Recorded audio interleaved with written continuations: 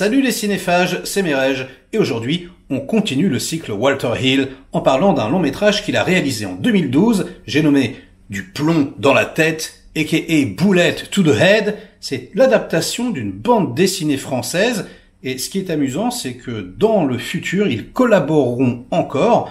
Walter Hill deviendra scénariste, et du coup, eh bien, il va s'immiscer comme ça dans la bande dessinée franco-belge, avec certains albums comme Le Spécimen par exemple, ou Balle perdue, qui était un scénario qu'il n'avait jamais pu développer. Ils se sont très très bien entendus. Il faut savoir qu'aujourd'hui, Walter Hill est malade, il souffre de problèmes de vue, en vérité il est quasiment aveugle, et lorsqu'il est sur un tournage, c'est très compliqué, on doit lui préparer une installation spéciale pour qu'il puisse regarder à l'œilleton, etc. C'est pas facile, du coup il cherche une reconversion depuis des années, et a priori, il l'a trouvé dans la bande dessinée. C'est assez marrant, mais en vérité, ce sont des univers qui sont assez proches. Faire une bande dessinée et un storyboard, ça se ressemble d'une certaine façon. Donc, je suis content pour lui.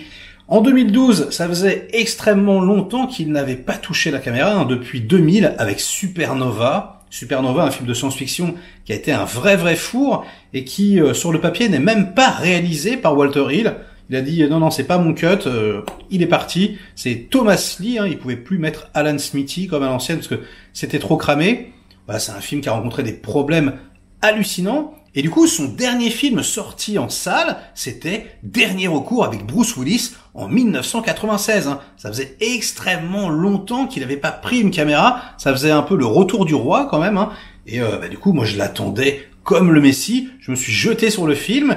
Et quand je l'ai découvert à l'époque au cinéma, j'ai trouvé ça assez satisfaisant. J'étais un peu déçu, mais bon voilà, il y avait un côté grosse série B. Je vous avoue qu'aujourd'hui, en le revoyant, on va y venir, mais il y a quand même de gros problèmes. Alors déjà, dans l'écriture, c'est extrêmement basique, c'est vraiment un scénario de jeu vidéo, action, déplacement, fin. Il se passe pas grand-chose. Les acteurs jouent pas très bien. J'ai même l'impression que Stallone est un petit peu en roue libre. Et ça, on a vu avec la rétrospective que finalement, Walter Hill, c'était pas un très grand directeur d'acteurs. Il se repose un peu sur les stars qu'il engage. Et surtout, ce qui m'a extrêmement déçu, et pourtant c'est son chef opérateur habituel, c'est la photographie, qui est... alors je sais pas avec quoi ils ont shooté, sûrement qu'il est passé au numérique, qu'il a arrêté la péloche, et ça se voit, c'est une patine comme ça un petit peu dégueulasse. Il y a plus du tout ce qui fait son charme habituellement, c'est-à-dire, vous savez, la fumée comme ça, le côté dense qu'il peut y avoir dans l'image, un petit peu à la Ridley Scott. Là, il y a rien de tout ça, c'est assez pauvre. En plus, il y a des effets de montage tout pété, vous savez, des accélérations pour rien, genre la voiture se gare et puis boum, ça va accélérer jusqu'à l'ouverture du coffre. Et puis quand ils vont sortir, il va y avoir des flashs blancs comme ça, des choses qu'ils peuvent faire dans les clips ou dans les séries télé par exemple. Et c'est très surprenant. Alors c'est vrai qu'en 2012, c'était un petit peu la mode de foutre des trucs qui servent à rien partout. Et là, on est en plein dedans pour quelque part, je sais pas moi, dynamiser un film qui n'en a pas vraiment besoin. Moi, j'aurais préféré que ce soit du Walter Hill classique. Là, on essaye de te vendre, un Walter Hill un tout petit peu plus moderne, un tout petit peu plus péchu. Et en vérité, c'est pas très beau. C'est pas très bien monté, c'est pas très bien joué, c'est pas très bien écrit.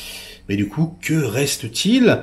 Il reste déjà un casting 3 étoiles, comme d'habitude, que des gueules connues. Donc déjà, Sylvester Stallone, dans le rôle principal, évidemment, Sung Kang, Sarah Sally, Adewale Akinoye Agbaje, c'est dur à dire, Jason Momoa, qui fait le grand méchant Keegan, Christian Slater, Holt McCallany, Brian Van Holt, bref, que des gueules connues, et ça fait plaisir de les voir, surtout Christian Slater, à l'époque, il était quasi invisible, là, il est remonté avec Mr. Robot, il est au top du top, et ça me fait extrêmement plaisir pour lui.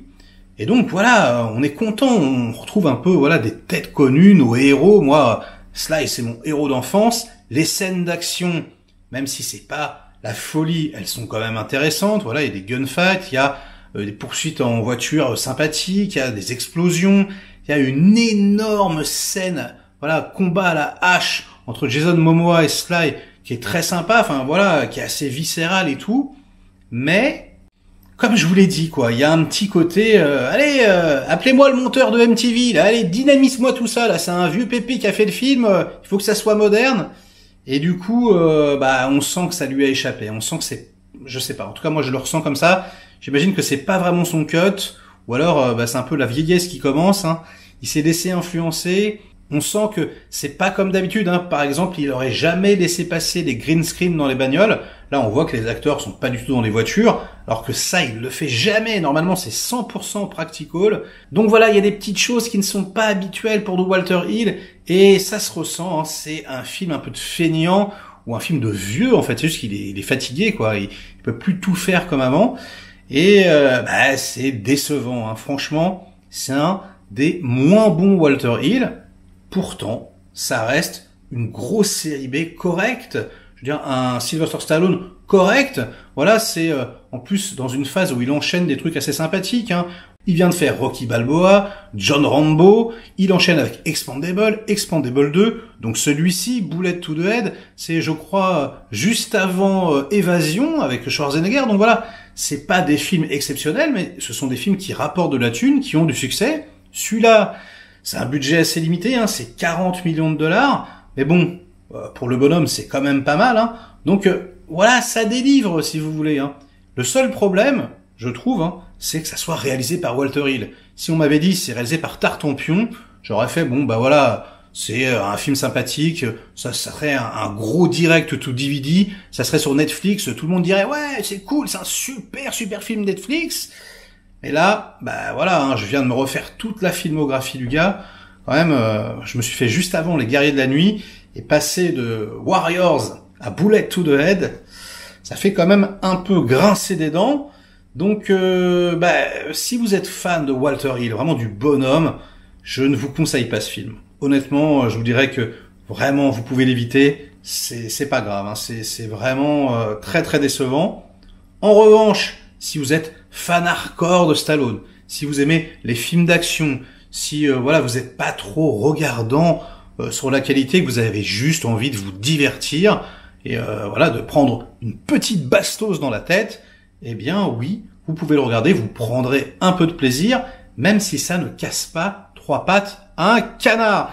Et sur ces belles paroles, ce sera tout pour cette critique, hein, j'ai rien d'autre à dire. La musique, si, j'en ai pas parlé, voilà, qui n'est pas de son compositeur habituel, un Ray Cooder, je sais plus qui c'est, en tout cas, voilà, il essaye de faire un tout petit peu pareil. Donc ouais, c'est pas mal, ça fait le job, c'est tourné à la Nouvelle-Orléans, c'est assez agréable, donc c'est un peu dépaysant. Et voilà, likez cette vidéo si elle vous a intéressé, délikez-la sinon, inondez-moi de commentaires comme d'habitude pour faire marcher le petit robot YouTube, et nous on se retrouve très vite pour d'autres prochaines aventures. Ciao.